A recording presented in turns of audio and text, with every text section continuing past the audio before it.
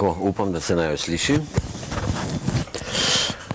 Skratka, David, mi smo zdaj že stara znanca, še malo pa se bom navadil na pogovore s tabo, ne? Na vikend delo. Drugi oziroma tretji, če štejemo še prvotni intervju, ki sem ga s tabo delal. Skratka, o tej knjigi se mi zdi, da je že toliko znanega, sploh pa ljudje, ki pridejo na tako prireditev, na pogovor s tabo, verjetno že marsikaj vejo, ne? Tako da so pred težko nalogo, da bo povedala še kaj novega, ne? Sploh pa jaz, ko sem ti zastavil že precej vprašanj, ne? Pa tudi ti lahko drugače odgovarjaš, ampak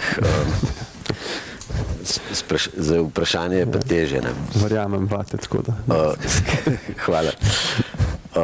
Skratka, povej za začetek samo, koliko je zdaj prodanih izvodov? Jaz ne vem čisto točne številke, no, kakor me malo bolj mejnike me opozarja Mladinska knjiga, je pa čez 15,000, to vem. Čestitamo. Ti povem, da se mi zdi, da je 1 let nazaj izšla in od vseh dogodkov in od teh številk težko verjeti, da je v bistvu 4 mesece, ki je relativno kratko obdobje. Oktobra je bila predstavitev. Konec oktobra, 21. oktober je izid, ker 20. imam rojsten dan in sem tudi dobil takrat na isti dan prvič v roko knjigo. In od takrat je zdaj, se pravi 20. lih, kar je bilo, ne 4 mesece. No, super. Čestitke. Skratka, o vsebini te bom še kasneje kaj spraševal, ampak dajva začeti zdaj z bolj aktualnimi zadevami in greva kar in medias res, ne. Praviš, oziroma v knjigi si zastaviš retorično vprašanje, je zdravstvo v Sloveniji v hudi riti in odgovoriš, ja, mislim, da je. In da se na tem področju sprejema veliko napačnih odločitev. Katere so te napačne odločitve? Kje boš začel? Ja, kje boš začel?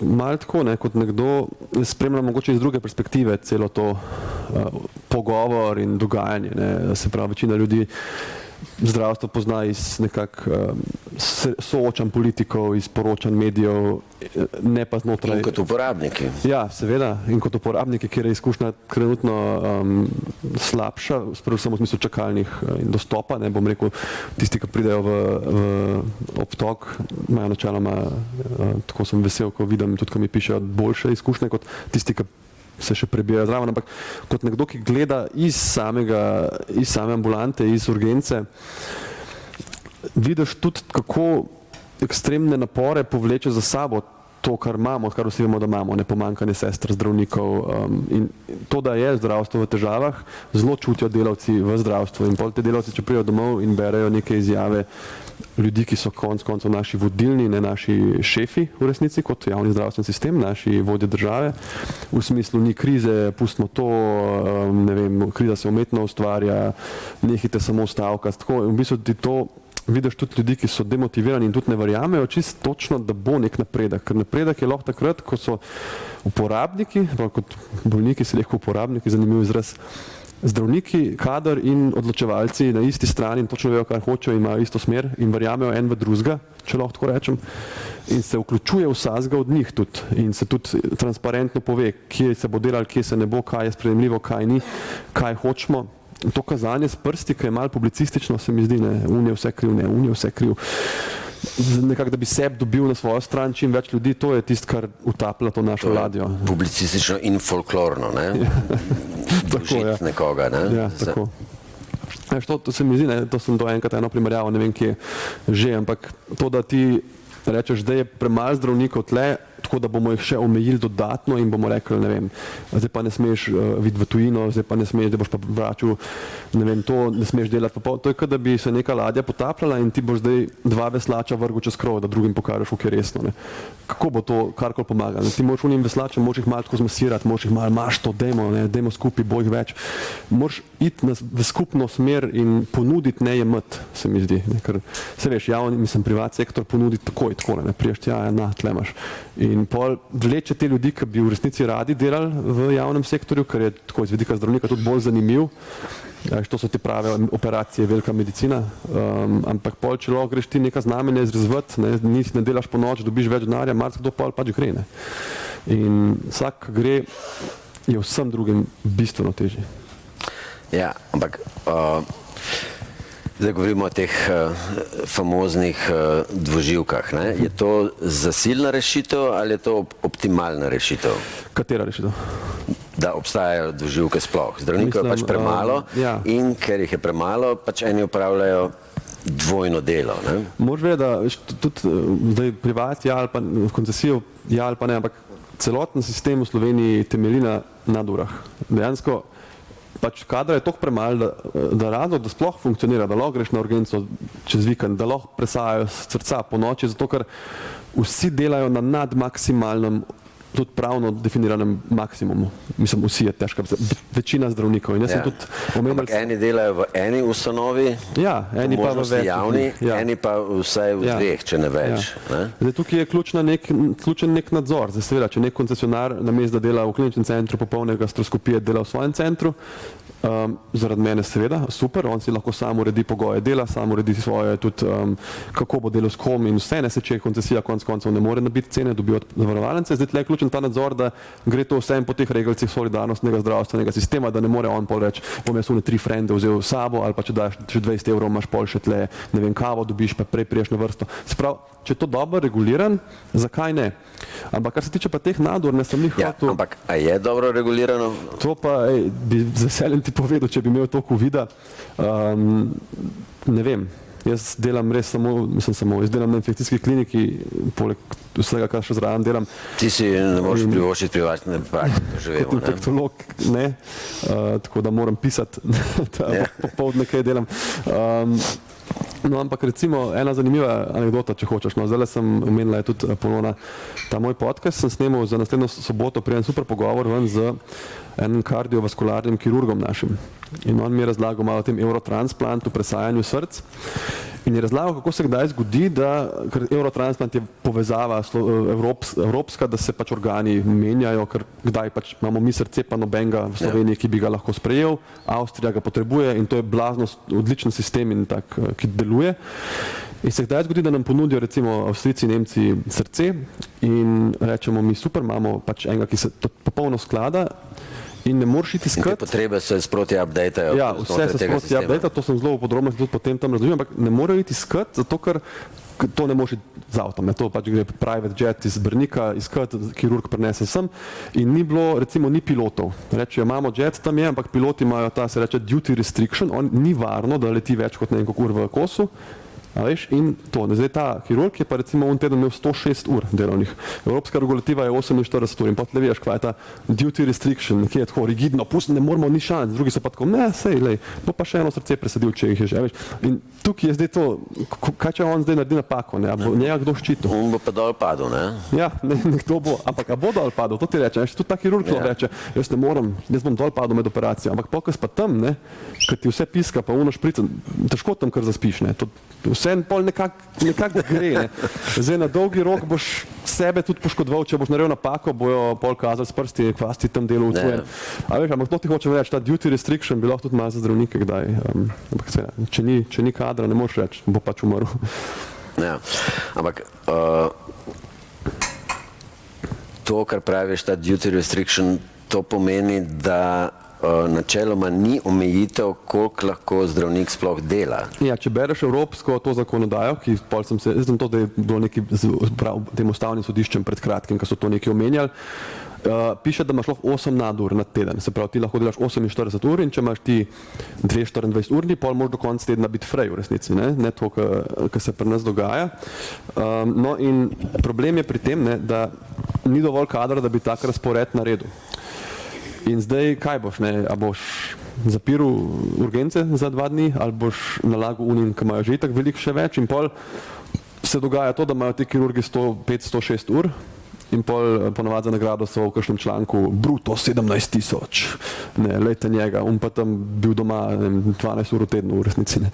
Tako da to je malo tako, to jaz ne maram teh člankov, ki samo neko bruto številko nabijajo, veš, povej mi, kje je delo, koliko je delo, kaj je delo, ko ima urno postavko, če ima, ne. Po možnosti neto. Ne? Ja, to je pač sploh boš, od unih 15.000 gre 7.000 naši državi za... Tudi to je nekaj. In ja, to imaš tudi prav, ja. Tako da glede tega je en kup nesporazumov, predvsem, ker je tudi malo komunikacije, to sem tudi hotel s knjigo, no, malo nares, ne, da odprem nek svet. Med kom? Komunikacija, kaj mi sploh delamo. A veš, pomisli lahko vsak zase pomisli, kdaj je nazadnje bral o zdravniških službi izven članka, o Fidesu, o napaki, o koncesijah, kdaj je bral kaj, v COVID času je bilo na par teh reportaž, ko so probali pokazati bolnico znotri. 15.000 ljudi je bralo tvojo knjigo. Mislim, da malo več, to si posvoja med sabo. No, seveda, da ne omenim, 15.000 minimum. Plus knjižnice, da, 50.000. Reciva, tako je. Prosti. Malo manj, no. Ampak, ja veš kaj, knjižnice posvoja se, ja, tako da vsaj 15.000 ljudi je prebral in meni je to, až daj doma, tako vzamem v roko, pa kaj prelistam, pa najdem en del, ki mi je res všeč, pa si mislim, evo, koliko dobro mi je, da je toliko veliko ljudi to prebral, veliko se jih mogoče ne strinja, pa jim ni všeč on del, ampak meni je tako, samo da se sliši. To zanemariš. Tako je. Ja, ampak to seveda ni edini problem slovenskega zdravstva oziroma zdravnikov. Ampak sej, ja. To sicer hočem načeti naslednjo temo, ne. To je problem, ki ga čutite samo vi zdravniki, mi uporabniki ne. In to je, da se zaupanje do zdravnikov zmanjšuje, pada. Ne. Ja. Niste edini, ne. Tudi mi v medijih to še predobro čutimo, ampak kako ti to interpretiraš? No? Mislim, da se tako različni poklici znajdejo v krizi nekega zaupanja. No? Jaz malo mislim, da je tudi gledati malo globalno, da je tudi čas malo tak, ko so ljudje v malo hujši anksioznosti in stresu, kot so bili mogoče pred COVID-om. In finančno in pod vtisom vse te epidemije in v teh stresnih časih inflacije in teh težav hitro ljudje začnejo kazati s prstom en na drugega. Pa naj bo to nekdo, neka uradna oseba, naj bo to nek politik, nekdo v medijih. To so počeli vedno, po mojem. Ja, ampak mogoče je zdaj bolj izrazito. Ampak je pa to res, kar si rekel, da to so počeli vedno. Mal je tudi pogled. Zdaj, če ti greš recimo na 24 ur, pa bereš tam komentarje, misliš, da je cela Slovenija, da je nora. Ne, da so mogoče, da je 20 ljudi normalnih v naši državi. Ampak, ja, abnormalni prej niso prišli do besede, ne?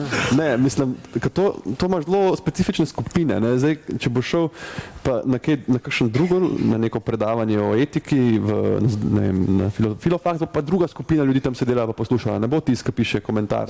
Ne? In zdaj, kar ti hočem reči, da to vtis je, da so ljudje na zdravnike jezni, da zaupanje pada. Ampak jaz ti povem, da jaz sem imel mogoče v teh 4-5 letih, kar sem v kliničnem centru, ne vem, 4-5 neprijetnih vtisov z bolnikom, res, pa ne več. Jaz to interpretiram takole, ne? Ko je človek bolan, ko rabi zdravnikovo pomoč, potem se prekleto manj dela pametnega kot doma za računalnikom, ker lahko vse pogoogla in se samega sebe diagnosticira, ko pa pride k tebi, Ne? To je sicer Kaj res, šele veš, v kirurgu, ne? Imaš pa ta neka dvojnost. Eni so res taki, ampak une vidiš, ker bo tam, ko prije not, bo najprej nadrl unga vratarja, pol medicinsko sestro, pa bo prišel do tebe, pa ja, gospod doktor, hvala, tako ne. Ampak to je tako neprijetno, ne. Te tudi pol ti ponavadi probamo pozoriti, da smo mi pač tim in naj se prosim obnaša korektno do vseh. Imaš pa ljudi, ki so pač iskreno hvaležni, ker in teh je zelo veliko ljudi, tudi če čakajo. Veliko ljudi je hvaležni, tako kot je veliko oziroma večina zdravnikov požrtvovalnih in dajo vse od sebe. V vsakem primeru odstopanja. Tudi mi pacienti smo, če smo normalni, smo hvaležni in znamo ceniti vaš trud. So pa tudi odstopanja, mogoče lahko to delim prvič v življenju, ampak kar si rekel, ko so ljudje bolni, so tako bolj vljudni. Malo bolj ponižni so. No, jaz sem pa enkrat, ko sem bil na urgenci z mojo ženo, ki jo je v hrbtu štihnila, jaz še nikoli nisem bil tako nepotrpežljiv pa tečen kot takrat. Ne, jaz sem tam, pite, takoj bolijo, kaj zdaj to, ne, tam trku, vse. Jaz na drugi strani bi si rekel, kdo je ta tle, teži. Tak zoprne.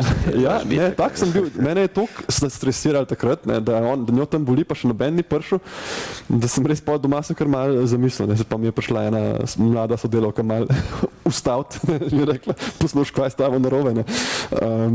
Pa sem bil tudi, thanks, ja. Tako da sva oba z Ester dobila pomirjevalo in je bilo pol boljšno.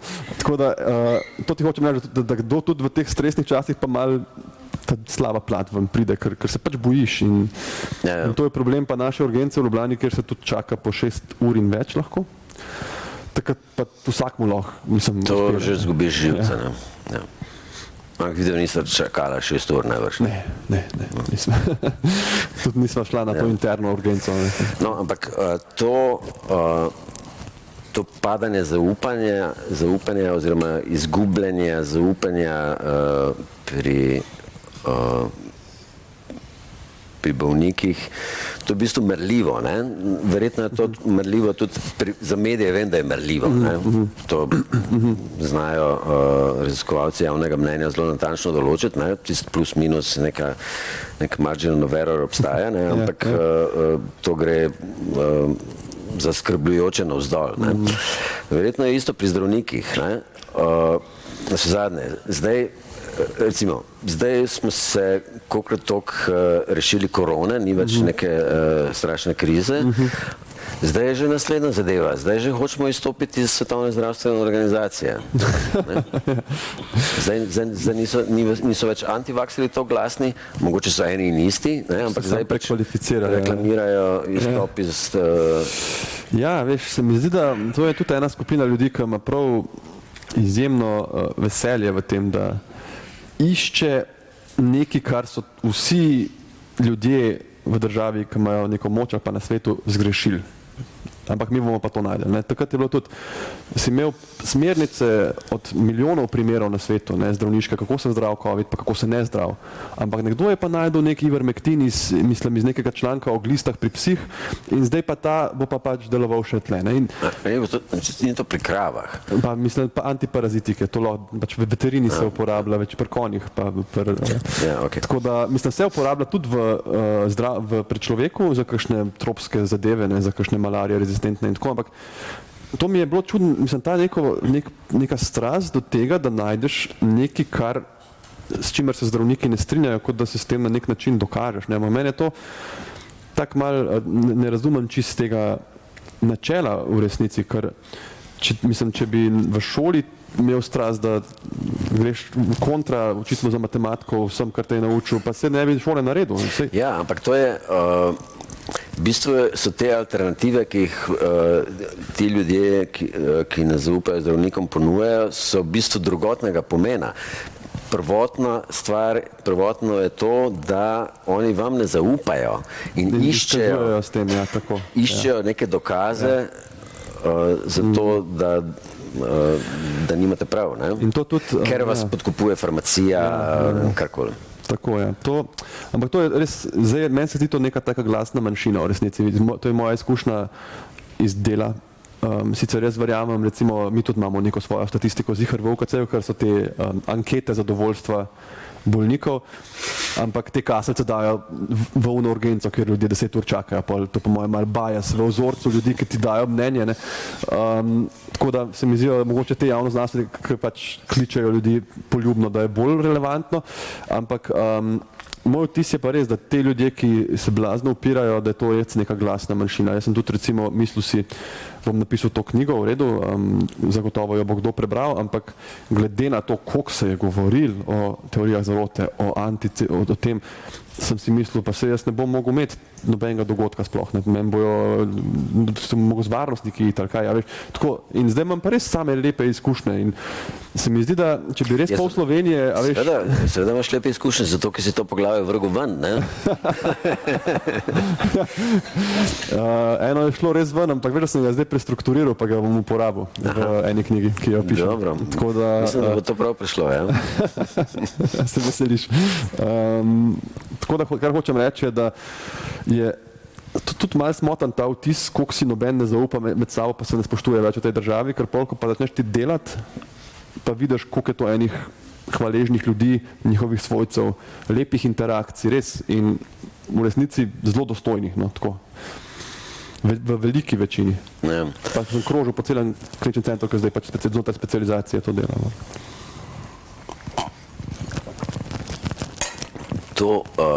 To nezaupanje, ne, oziroma to iskanje alternativ se navezuje na to, kar se mi zdi zelo pomembna tema in zelo cenim, da si to odkritosrčno v knjigi opisal, to svojo generalizirano anksiozno motnjo, ki se sliši grozno kot še kakšna bolj fiziološka diagnoza. Ne. Recimo,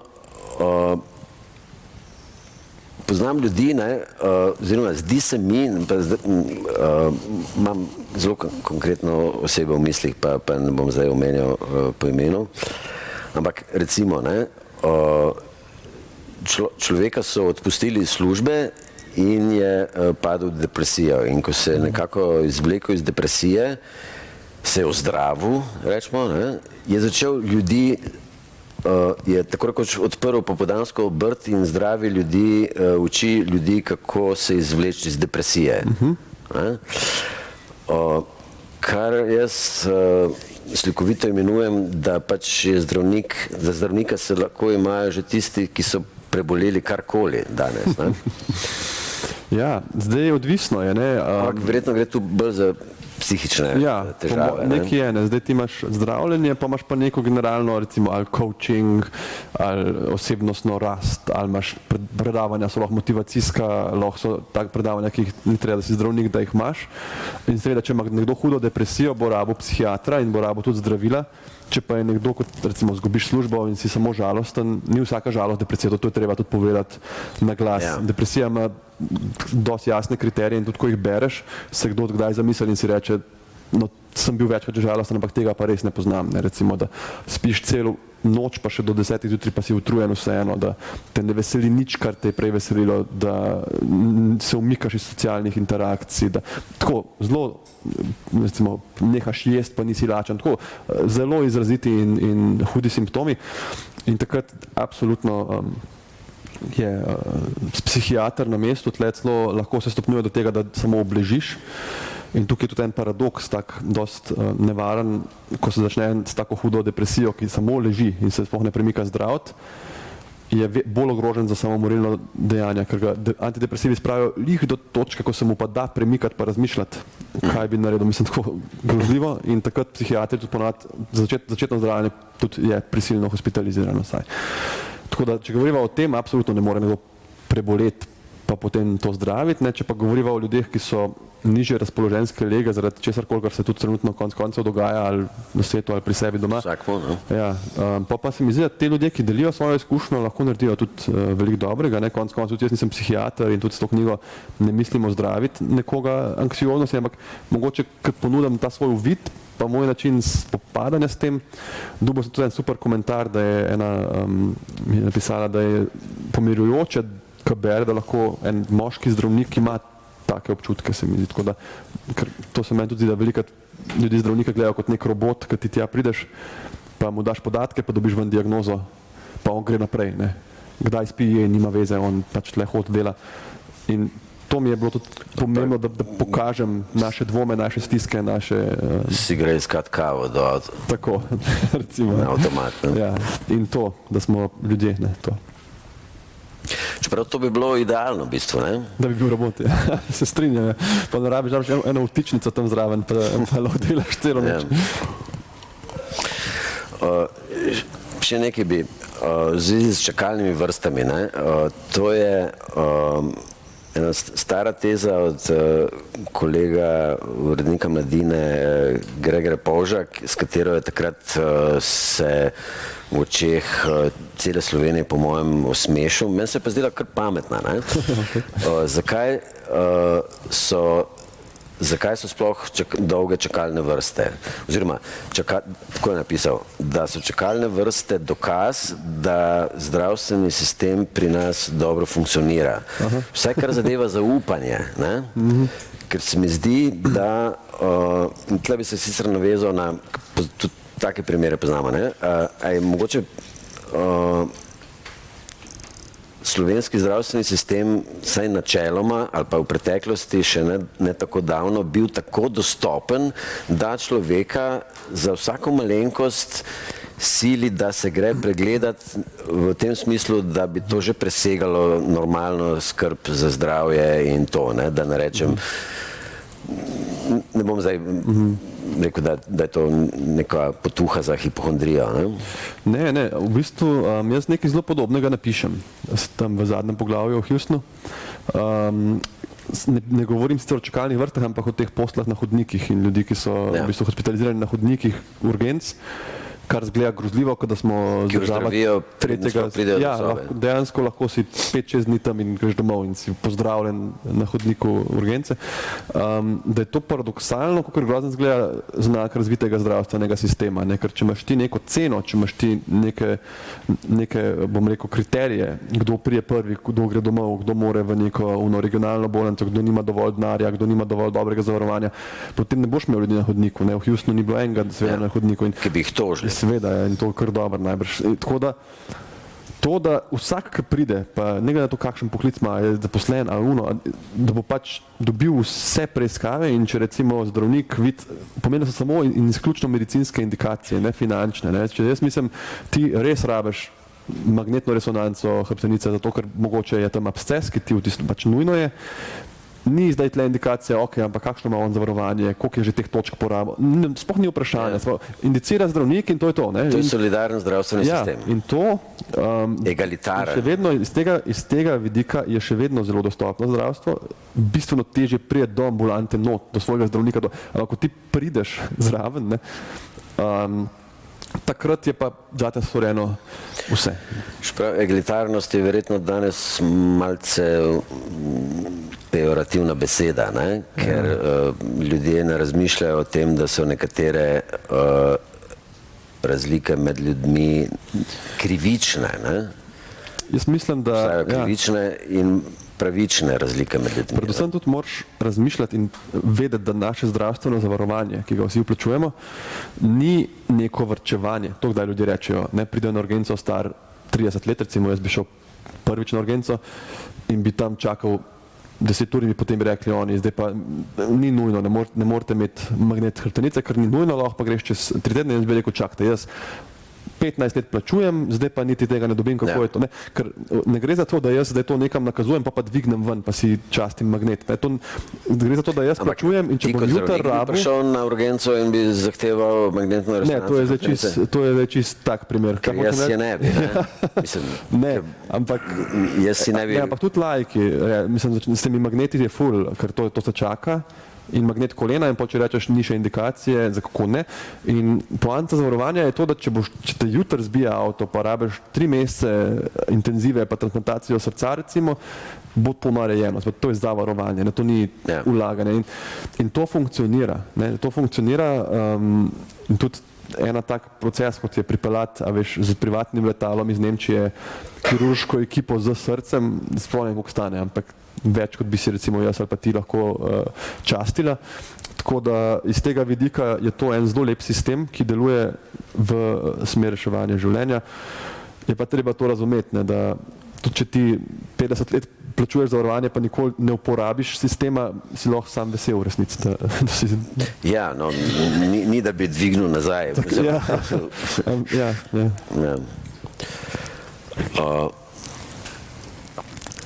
Ampak, skratka, no, to zadnje poglavje pa že vmes, seveda, to je neka hvalnica temu sistemu, ne?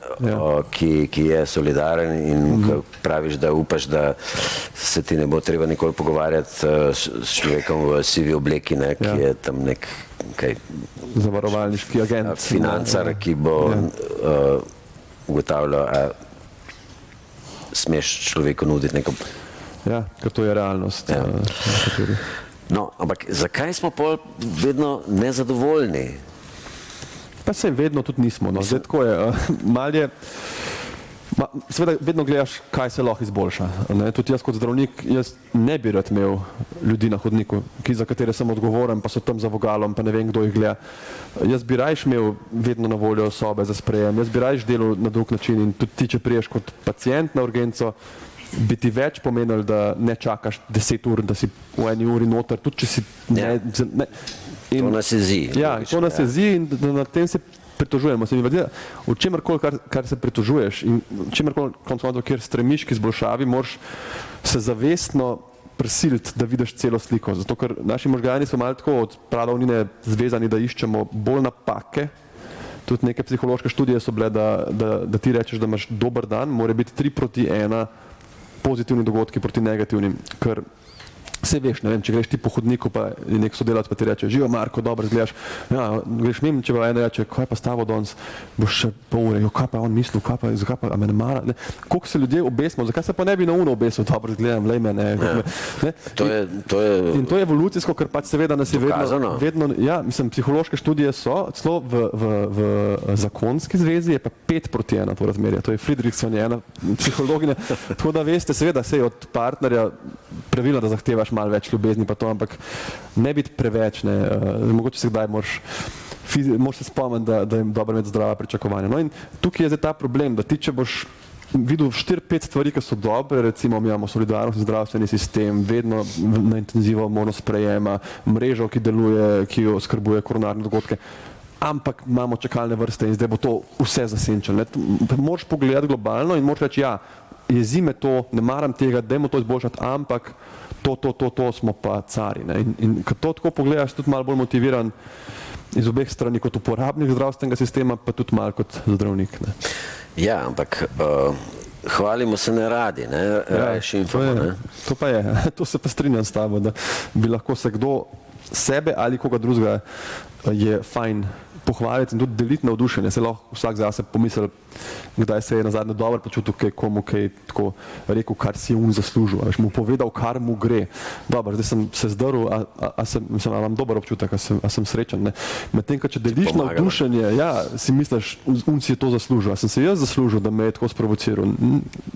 Če pa deliš navdušenje, če deliš tudi malo veselja, pa kakšno pohvalo, ne, reči, in tako se mi zdi, da s tem, ko nekoga pohvališ, ko se tudi sebe malo vzdigneš na neko višjo raven. Odlično vprašanje, Marko, drugače danes. Tako da moram... Odlični odgovori.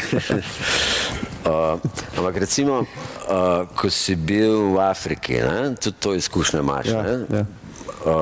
Na eni strani seveda najboljš poznaš naš zdravstveni sistem, na drugi strani je ekstrem ameriški sistem, oziroma kaj je tukaj ekstrem?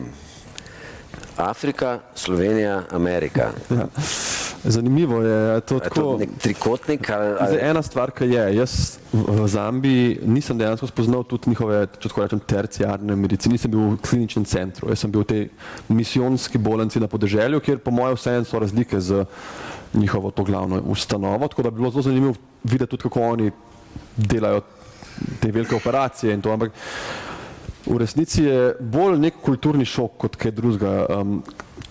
A veš, če primerjam sestanke pri nas, Pa v Zambiji je v bistvu potek in generalno je enak. Tam se usedejo zdravniki, specialisti ob mizo, specializanti bolj zadaj in se pač govori o bolnikih, ta je bil sprejet, tam je to, zakaj tam ni to bomo danes naredili, neko kavo se pije in to je nekako isto. S tem pri nas pač sedimo v seminarju, tam imaš neke kavče, tako vse je odprt, ki se lufta skozi, tam taka glina je po tleh. Tako da noro je, se ti zdi, da bi lahko neko kolateralo potegnil s Slovenijo, obenem pa je čist drugo okolje. Pa seveda tukaj so določene stvari nesprejemljive, ki so tam tako vsakdanje. Eni tudi ljudje dobijo dosti manj oskrbe, nimamo tudi toliko preiskav, nimaš možnosti konzultacije s kardiologom, če ga lih rabiš. Domnevam, da nimajo čakalnih vrst, ne? Ja, sam veš, tam neka bajta, ki je bila zraven te bolnice, ki so imeli ambulanto, je bila toliko polna zmeri, to je bilo tako, da ven so čakali. Tam je tudi ta HIV ambulanta, kjer delijo. To je pa ena stvar, to pa nisem veš zaznal upora ljudi. Ne boš me cepil, kaj za to, kaj bom te tablete, a moram res imeti za tlak. Tam so tako hvaležni vsi. Problem prvega sveta. Ja, toliko so hvaležni, tablete, hvala, in se prepelajo s traktorji, z vsem se prepelajo, dvignejo tiste tablete tudi za HIV recimo, pa za tlak, pa to, pa kaj rečeš, hvala. Mislim, tako res, se mi zdi, da to je pa ta problem prvega sveta, ker imamo srečo, ne poznamo več toliko ošpic, ne poznamo sterilnih ljudi zaradi mumpsa, ne poznamo otroške paralize in bolj tako malo topiš, ne, da nekako se ti zdaj ljudje vsiljujejo stvari, ki so ti v bistvu zagotovile, da tako dobro živiš. In tukaj bi mogoče iz tega vidika pomagal kakšen izbruh, čeprav zdaj, ko smo videli COVID, najbrž se tudi od tega ne bi veliko naučili. Ja. No, ampak to me zanima, ne? Kakšna je tvoja afriška izkušnja s stališča medicinske etike, ne? V distanci oziroma v tej diskrepanci, ki obstaja med Slovenijo, solidarnostnim sistemom in Ameriko. V Zambiji v bistvu ne vem točno, kako delujejo ta zavarovanja. Oni imajo tudi neko zavarovanje, ki ga univerzalno tudi je dejansko vsak dobi, vsaj pri nas tisto in tudi smo pošiljali ljudi v ta terciarni center, tam pa ne vem, kako je zrihtan. Vem, da če vsak si tudi ne more vsega privoščiti, pa imaš pa še bolnice, take manjše, butične, bolj za turiste. Se pravi, če bi kdo od nas bolel, bi dejansko s tistim našim evropskim zavarovanjem, mislim, da šli v eno drugo bolnico, kjer imajo pa bolj evropske standarde, ker ta vidik je, bolj, ko si razvit, bolj lahko si natančen. Kolonialno. Ja, bolj, ko si razvit, bolj si lahko natančen pri zahtevah, koliko je vse čisto, sterilno, etično, kdo te lahko gleda, kdo te ne sme, kakšen diplomo mora imeti, koliko mora imeti izkušenj. In tukaj imamo to zelo pod kontrolo, seveda. Imaš te nazive, specialist, višji specialist, konzultant, kdo lahko, kdo ne sme. Tam pa pač delaš s tem, kar imaš. Imajo v Zambiji dvoživke? Če misliš ljudi dvoživke, ki bi delali imajo ful zanimivih, ampak te koncesije pa to pa ne vem. Jaz tudi tam, to zdaj tle neka, se mi zdi, skupna tema mojih odgovorov na ta vprašanja je, da jaz ful ne spoznam na to, ker vedno me je najbolj veselil ta čist medicinski zdravstveni del, jaz in bolnik, ne pa to, kdo bo zdaj meni predpisal to, ona plača, ki pride, kdo je koncesionar, res se v bistvu bolj usmerjam v to, kar delam z bolniki in to me tudi najbolj veseli, zato me tudi nikoli ni zelo zanimalo ali pa da bi me vlekla politika, jaz pač rad delam klinično medicino, pa pač svoje stvari zraven. Ja, ampak nisem v nekem intervjuju, kje sem si že to napisal? Hvala.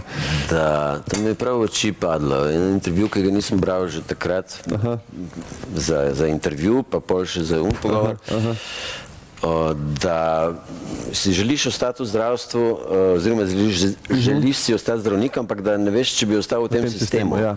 To je bil en intervju. Zdravnik ne moraš biti izven sistema, ne? Ja, sej to je pol to vprašanje, če grem ali ne, a bi se posvetil recimo pisanju, predavanjem, a bi šel v neke čist bolj humanistične stroke. Imam idejo zate. A res? Ko postaneš, mislim, ne še čisto takoj, no, rabiš vseeno kilometrino. Minister za zdravje. No, to ne, tega ne. Hvala za idejo, ampak to mi res ne. Si že rekel, ja, ampak potem sem pa prebral tole, no. Takrat je bilo tudi med COVID-om, ko je bilo tako zmeri več obremenitev, zmeri več dežurstev in je ta diskrepanca to, da rad delaš medicino, uničujejo te pa obremenitve pa zahteve.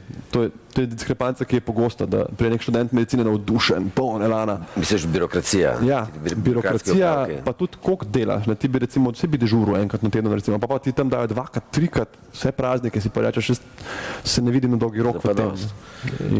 In mislim, dejansko, no, in se z dežurstvi prije tudi višja plača in sploh na začetku te to zelo spodbuja, če hočeš neke najemnine, pa to kot pač mlad človek recimo v Ljubljani, ampak pol te pa kar nekako, mislim, vidiš res dejansko, da denar ni tisto, kar te v medicini obdrži, ne, moraš ohraniti veselje do tega, kar delaš, ker to je toliko ur, toliko večerov, ne, toliko unih božičnih večerij, pa novoletnih, ki jih tam v tistih seminarjih nastavijo iz kakšnih kartonov, pol vedno kdo prinese, vse je ful tako, tak posebna izkušnja, ti silvestrova dežurstva pa to, ampak moraš biti tak človek, no.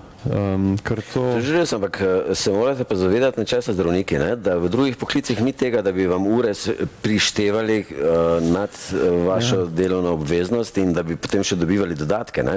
Ja, zdaj to je odvisno od tega, v večini poklicev ni. Ne? Mislim, da je odvisno od tega, če si ti nekam uradno razpisan ali pa če ti podaljšuješ, recimo, če imaš ti, ne vem, si na televiziji, pa imaš nek deadline, pa popoldne delaš po noč, to misliš, ne moreš teh ur pisati, pa ti jih pol plačajo. In tle tudi mi, recimo, če jaz ostanem, moram pisati članek, moram zaključiti nekaj odpustence, moram pogledati na izvide, to se meni vse briše, to mi noben ne izplača. Imamo pa pač delovišča, ki morajo biti pokrita po dnevi in po noči, ne? Tako če recimo žurnaliste pošljajo, da poročajo zvečer Planica, pa najbrž tiste ure, ko bo na terenu, bo dobil. In to je ta razlika. Ne bi rekel. Dobro. Ja. In kako si zdaj kaj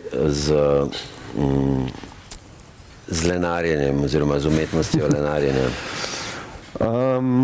Ja, glej, vsak teden res pazim, da imam vsaj, zdaj bom rekel, en interval, ker ti ne morem reči uro, ne morem reči dan, ker se to razlikuje od tedna do tedna. En interval, ko ne delam nič. Prosti, če slučajno kdo ni bral, veliko pozornosti David posveča umetnosti lenarjenja. Ja. In to še vedno delam. Sploh ob vseh teh tudi dogodkih knjižnih in vsem, da je nek čas, ko lahko ali sem samo s hčerko na igrišču, pa je tam tišina in ona in nič drugega, ali doma ležim, gledam v zrak, ali berem kakšno zelo preprosto literaturo. Vsak teden najdem čas za to in se mi zdi, da je to... Od ene ure do...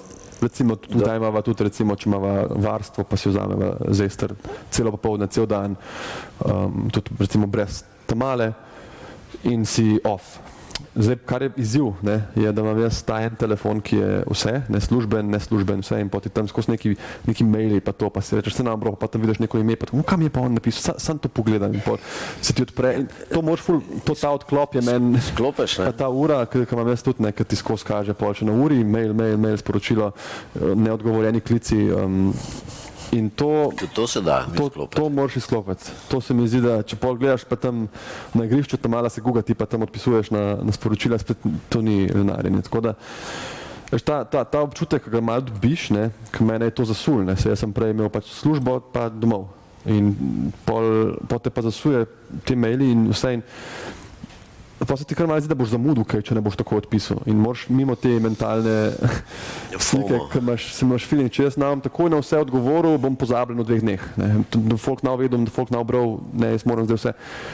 In pa si moraš reči, lej, se človek res pozabil, ja. V easy, ja veš, tako, se že nekako gre svoj tempo življenja in tle se mi zdi, da moraš paziti, no, da ne pregoriš, sploh ker v osnovi sem zdravnik in imam pač, ne vem, 50-urni, recimo 60-urni delovne tedne in znotraj tega še dodajam, tako da moraš res paziti, ne.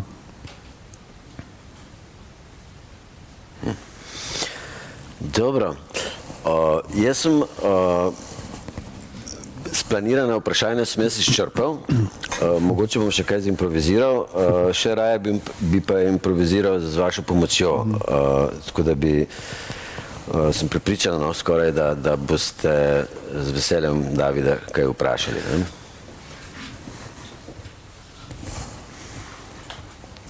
V Mariboru si zelo pripravil poslušalce, je bilo 10 vprašanj. Bila sta 2, pa je pa Marko rekel, v Ljubljani jih je bilo ful več, pa je bilo pa... Res jih je bilo več, ja. Je bilo veliko. Res pa je, da je to bilo tako rekoč lučaj, oziroma na drugem bregu Drave od medicinske fakultete. Ja, so bili študenti. No, skratka. Mogoče je tema, ki se jo nista dotakala. Ja, literatura, ne. Mislim, ta tvoja knjiga je, kakorkoli obrnemo, ne, na nek način malo pretresla to slovensko literarno sceno. Tudi ta establishment literarni, ne. Mislim, najbolj prodajana knjiga slovenskega avtorja vseh časov, ne. In veliko se je pri teh reakcijah pojavil ta občutek, da je treba to zdaj na nek način upravičiti z nekimi argumenti, ne. Sej je bil že vplivnež, ne, pa na Instagramu, sej zdravnik, spravo, kakor da je bila neka zagata, ne, za to literarno sceno, kako zdaj to upravičiti, nenadoma nekdo se prodaja tako kot Harry Potter v Sloveniji, ne. Pa me zanima, no, kako sam gledaš, kako to se je dogajalo, to veš, ne. Vse je zabavno, simpatično, ampak tudi en simptom, ne, tega, ne. In me zanima, kako sam doživljaš to situacijo in kako gledaš na to. Ja. Drugače pa moje ime je Matjaž Zupančič, pa sem v sorodu z njim.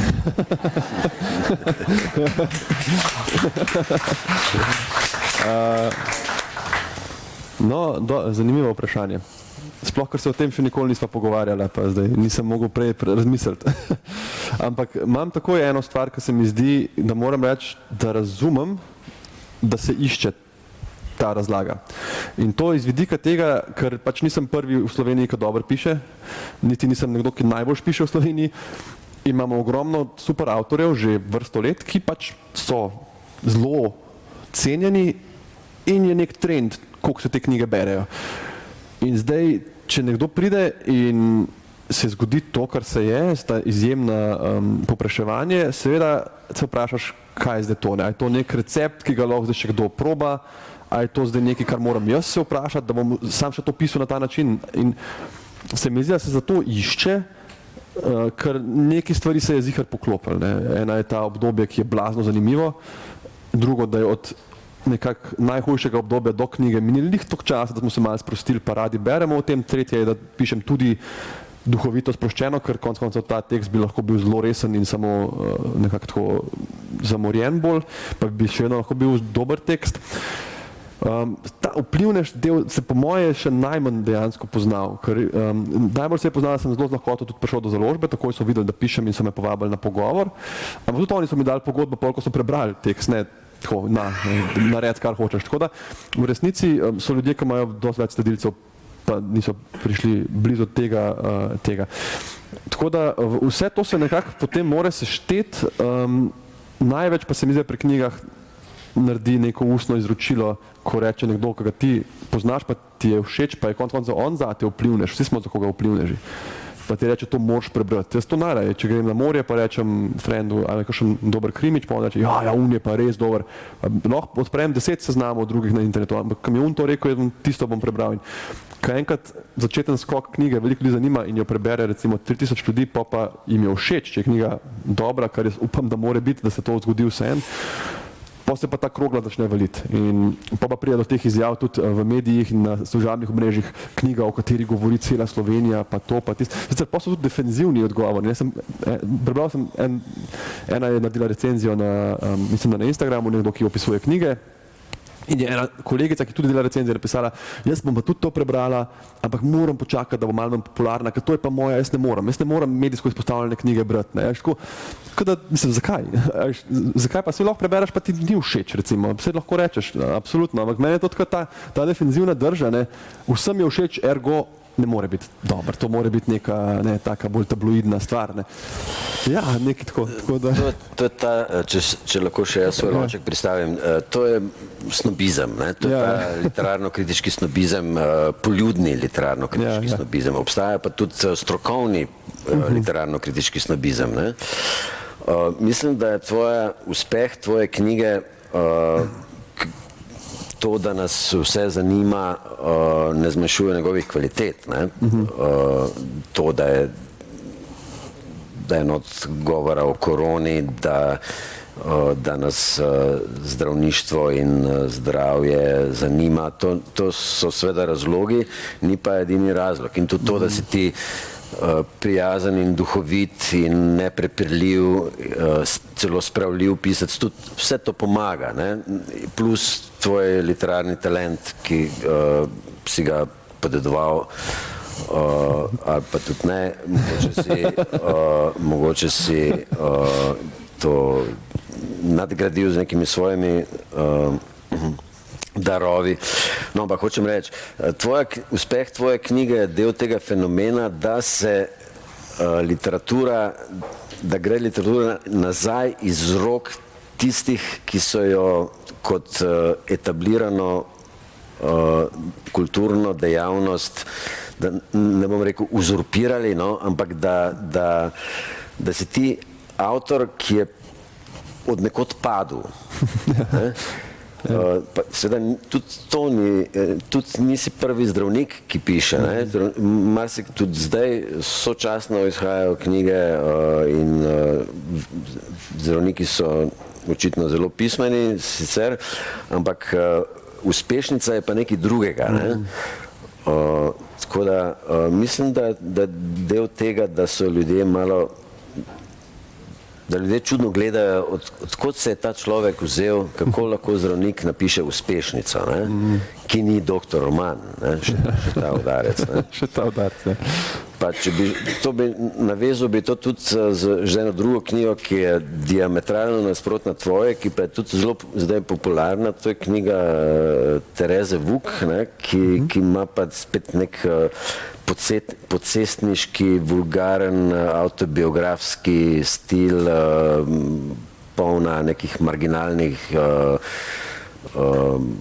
psihološko spornih doživeti, na pol avtobiografsko, ampak njo literarni kritiki, tako rekoč in ljubitelji etablirane literature tudi zaničujejo, celo zaničujejo, ne tako kot tebe, ko mogoče te samo malo čudno gledajo.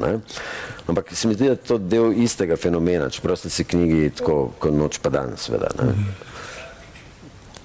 Tako da, ampak ne pusti se motiti. Ne, ja. Veš, da prvič, ko sem jaz pomislil, da je lahko knjiga tudi uspešna, ko sem še pisal, je bilo, ko sem bral knjigo od Adam Keja. Pa se mi tudi zdi ta različni. To je tak, ki ga zdaj prevajaš. Ja, recimo. Sta si tudi različni, se mi zdi, ampak ko sem bral čistko, kako lahko nekdo, ki je mlad zdravnik, ta naš izjem, ker to je pa res, mislim, služba je zanimiva, kar se nam dogaja, tle ima še 1000 anekdot, ki jih še nisem napisal, ampak če pristopiš z nekim humorjem, ki mora biti spoštljiv, on je mogoče malo si pustil deliti, ampak koliko je to berljivo. Takrat sem jaz to bral, pa sem rekel, wow, ok, moram končati, takrat sem še nekaj bil na pol. Moram to končati, ker bom mogoče tudi to prebral. Ker ta naš svet, tudi zdravniki, ki pišejo, v bistvu jih je veliko, ampak malih je pa teh, bolj bom rekel, ki so na teh surovih mladih deloviščih urgenc, najbolj brutalnih, ker imamo mi svojo hierarhijo in ko si specialist, pa imaš bolj to pisarno, ambulanto. In se mi zdi, da ta pogled je tisto, kar ljudi zanima. In se tudi bere. Nek avtentičen opis dogajanja, ki ga vsi poznamo, ampak gledamo z druge strani. Tako. Ne poznam Keja, je to podobno, mislim, ta stil, je pa tako, da izkušnje, anekdote, razmišljanja. Veliko tudi teh, bom rekel, book reviewerjev, ki so tudi na Goodreads, imam jaz 31 reviewjev in je ful velikih tudi malo primerja. In večinoma pišejo, da je primerjava, ki je tudi zadnji, da ni čist, jaz vidim, zakaj je primerjava, se sva podobno delo, podobno način piše, ampak da ni čist, da v bistvu on je šel potem iz medicine, spoiler za konc, ampak on piše kot nek rezigniran spis, da razoddane. On ni mlad specializant. On je zdaj samo še podpisuje knjige, itak jih je prodal toliko, da res on pač je big name. Zdravnik izven sistema. Tako, eno živka je, ni. Tako da dejansko on iz nekega frustracije razodeva sesut sistem. Jaz pa, kot si rekel tudi v zadnjem poglavju, nekako še vedno gojim neko upanje in ljubezen do tega, kar imamo in bi to rad delal naprej. Tako da to je ta glavna razlika. No. Ja. Je pa on ginekolog, tako da ima tudi čist druge scene opisuje in porodničar je bil. No, tako. Še kdo razen sorodnikov?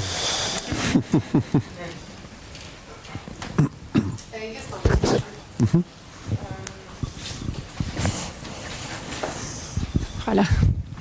Mene pa zanima, kako vaši stanovski kolegi gledajo na vaše knjižne uspehe. A vas podpirajo ali je tu tudi malo te zdrave slovenske nevošljivosti? Ja, to vprašanje sem veliko dobil in v bistvu je kar težko odgovoriti, ker to zagotovo ni enoten, neoznačen odziv. Odzivi, ki jih jaz dobivam, so v bistvu univerzalno dobri.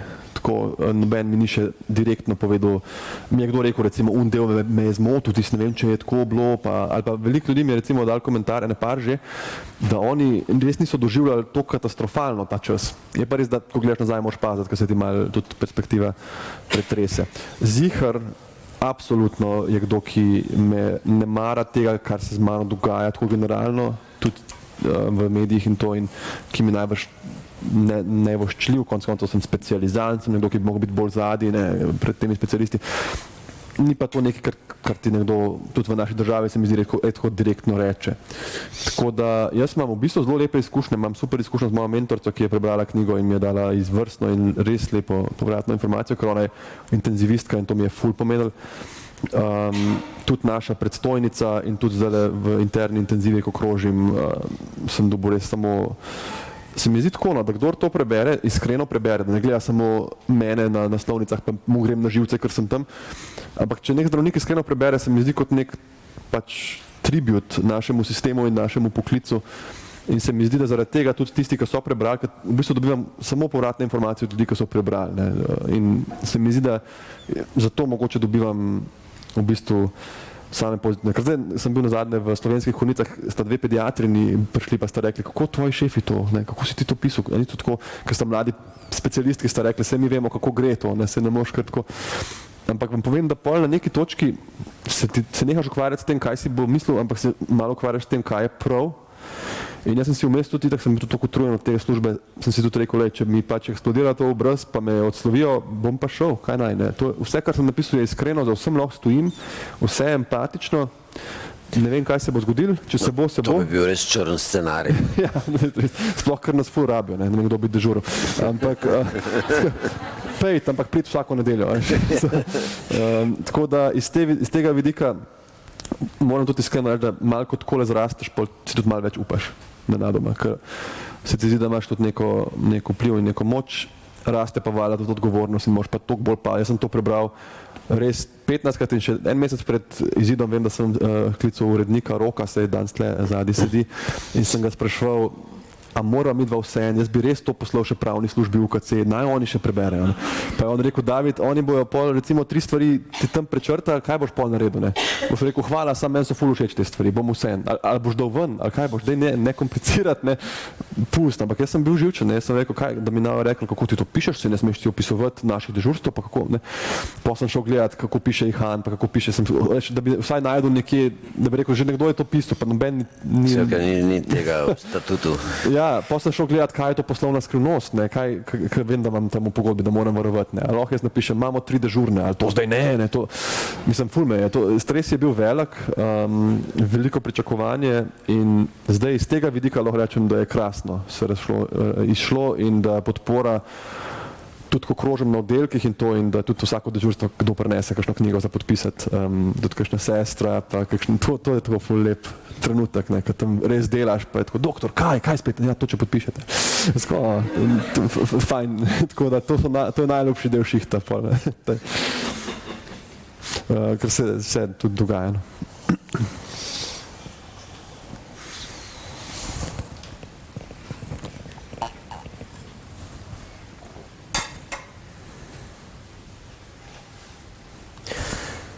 Še kakšno vprašanje?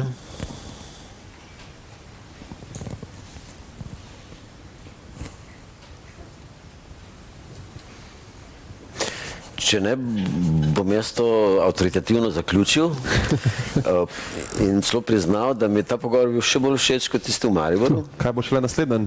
Ja. Tako da bom resno razmislil, če se ne bi vdal in mogoče še kdaj, ne, če boš še zainteresiran in založbe seveda.